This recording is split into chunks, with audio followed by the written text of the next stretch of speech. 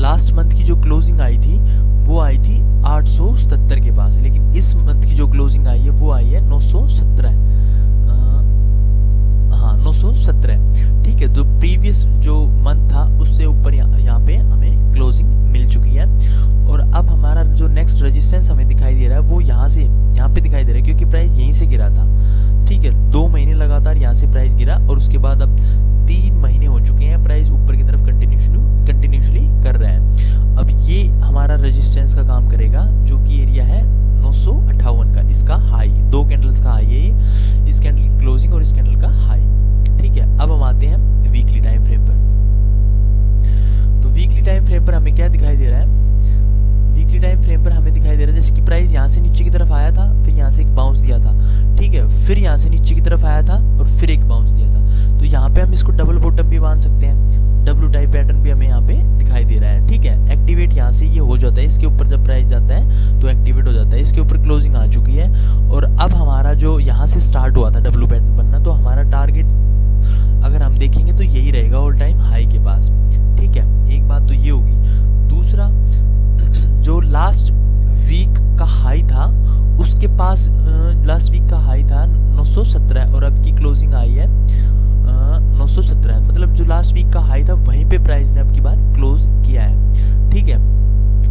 Last week का जो high था उसके ऊपर ही, मतलब उसके पास ही प्राइस ने यहाँ पे क्लोज किया है और नया हाई भी यहाँ पे लगाया है।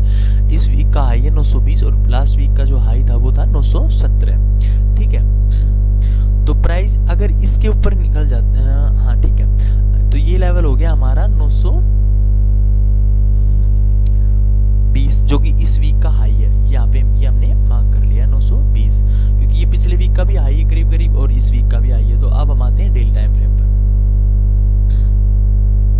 डेली टाइम फ्रेम पर हमें क्या दिखाई दे रहा है? प्राइस एक्शन भी यहाँ पे हमें दिखाई दे रहा है। ये देखो यहाँ पे प्राइस एक्शन क्या दिखाई दे रहा है? प्राइस यहाँ से ऊपर गया, एक करेक्शन दिया, फिर ऊपर गया, करेक्शन दिया, फिर ऊपर गया, करेक्शन दिया और फिर से ऊपर की तरफ यहाँ पे जाता हुआ दिखाई दे रहा है।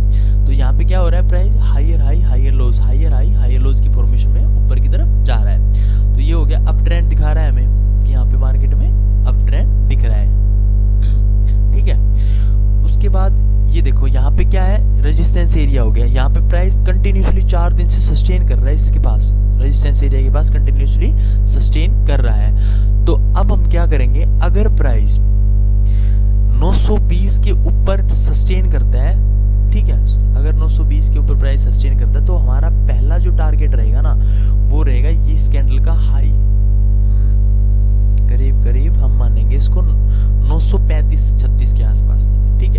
अगर प्राइस 920 के ऊपर सस्टेन करके ऊपर की तरफ 920 के ऊपर सस्टेन करता है तो हमारा फर्स्ट टारगेट आएगा, वो आएगा 935.6, ठीक है। और उसके बाद अगर प्राइस उसके ऊपर भी सस्टेन करता है तो फिर हमारा टारगेट रहेगा 960 के आसपास, ऑल टाइम हाई के पास, ठीक है। तो ये है आईसीआईसीआई बैंक नेक्स्ट वीक के लिए। अगर हम इसको और छोटे टाइम फ्रेम पर भी देखते हैं तो यहाँ पे देखो, यहाँ पे एक शार्प सेलिंग आई थी, ये बड़ी कैंडल थी, उसको इसने रिकवर कर लिया पूरा ऊपर की तरफ, ठीक है। और इसी लेवल के आसपास ही प्राइस सस्टेन कर रहा है कंटिन्यूसली। तो अगर 920 के ऊपर प्राइस सस्टेन करता है, मंडे को तो हॉलीडे है, ट्यूसडे के दिन अगर सस्टेन करता है, 1-2 कैंडल 15-15 मिनट की 2 कैंडल अगर ऊपर की तरफ बनाता है तो हम जो कैंडल ब्रेक करेगी उसके लो का एसएल लगा के ऊपर की तरफ ट्रेड कर सकते हैं। या फिर हम जो आज की जो फ्राइडे का ट्रेडिंग सेशन है उसके लो का हम एसएल यहाँ पे लगा सकते हैं और 900